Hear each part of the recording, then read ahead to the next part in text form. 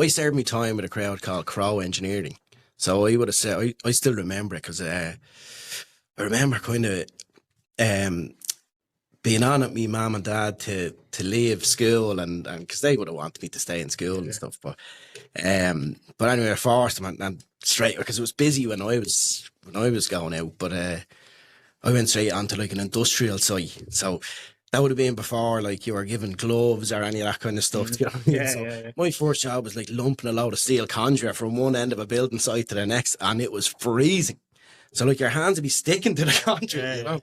So I remember thinking, oh my God, after going on about it now, I'm stuck with this. Like, and I was like, oh, this is a nightmare. The first month or two were really tough. Like, because I had a vision of like I was going to be like changing light bulbs in a nice warm place. Yeah. So it was like the shock of what it was really like.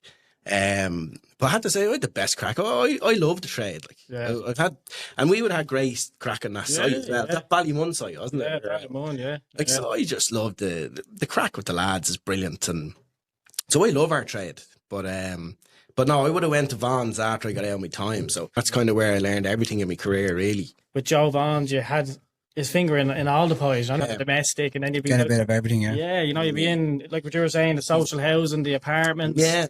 You know. He probably, I suppose that's where he grew in the apartment complexes, and that was sort of where he got his turnover up. But then he pivoted into all the commercial and OPW and a lot of healthcare. So I would have done a lot of hospital work with Joe. So, but look, the company is fantastic. I love my time there. If you went in with them, you were looking at a good apprenticeship, really. Then, if you were touching on because everything. you get on a great all around, you know. And a lot of certainly with healthcare, like there's so many systems in healthcare. So if you can do that, you can nearly do everything because you have to deal with so many different specialists. So it's a great rounding for an electrician. Whereas if I know a lot, probably all the big projects at the moment, bar like your farm and data center, but it's mostly probably just apartments, you know, which is fine as well. But you could probably serve your time on literally just doing the same apartment, you know. Exactly. Big the sites now. You don't know what you're actually doing. So it can be hard. I suppose you need to get a bit lucky as an apprentice. So certainly if you're in a big company, that you get kind of moved around.